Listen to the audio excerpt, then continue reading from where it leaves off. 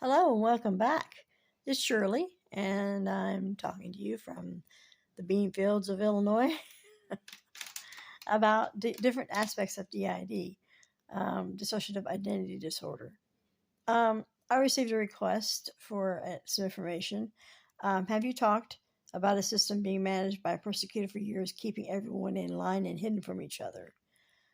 No, I haven't talked about this.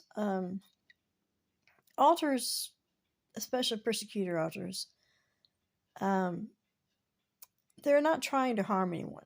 They're not trying to harm your system. They're trying to protect it. They're trying to protect the littles. They're trying to protect all the other alters from harm. So that in that way, they might keep them in line, or try to keep them in line, or hide the alters from the waking self. Let me take these glasses off. I can see the glare. Um, that's normal. Um, And when you get to know your alters, when you begin to, when it seems like sometime after the age of 30, we wake up to our DID. We understand suddenly that things aren't quite the same as they should be. And I don't know, I don't think that's a persecutor alter holding that information back.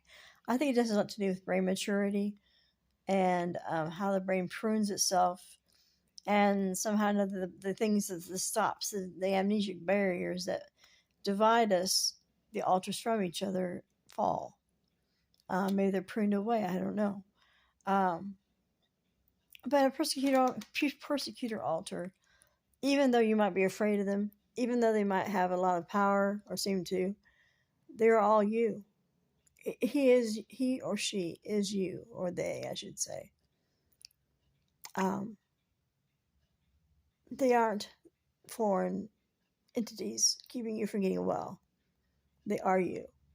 And once you understand that and accept that, and you accept that this persecutor alter, this one that you see is so dangerous and so horrible, is really only you trying to protect yourself, then you're able to move past it.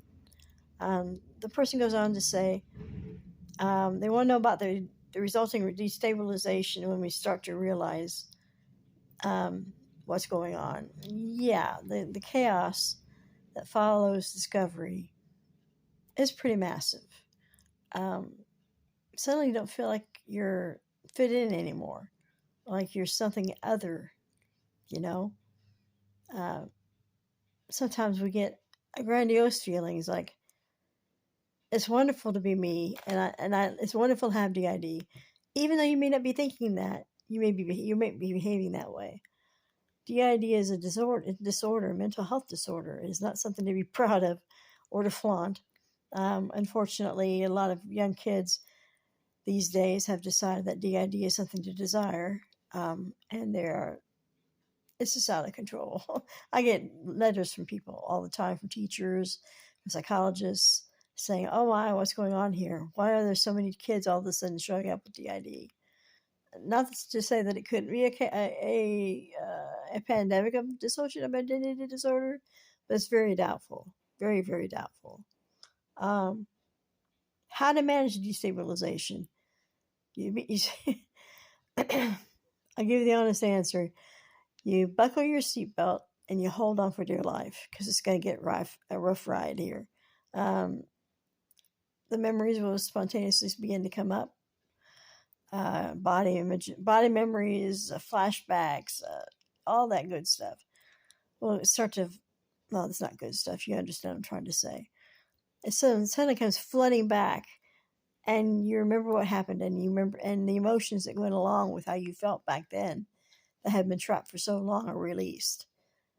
And the only thing you can do is to feel those emotions and work through them, using grounding techniques or any technique you can think of to help keep yourself in the now, and to realize that you are safe today, and you are safe today. Um, Managing is just a matter of holding on and allowing your therapist to help you. If you don't have a therapist, I urge you to get one. I know that some people would argue with me over this fact, but I believe that getting well from DID is impossible without a mental health professional or some type of professional. Um, Acceptance comes because she says, also acceptance. I'm struggling to find that.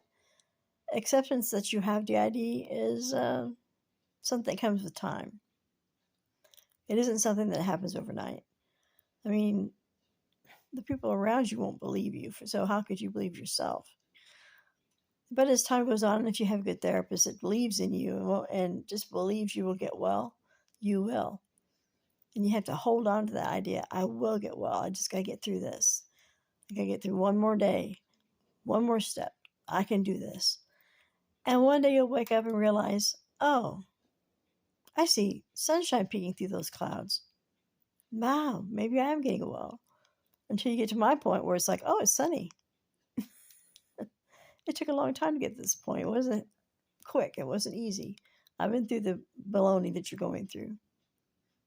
So my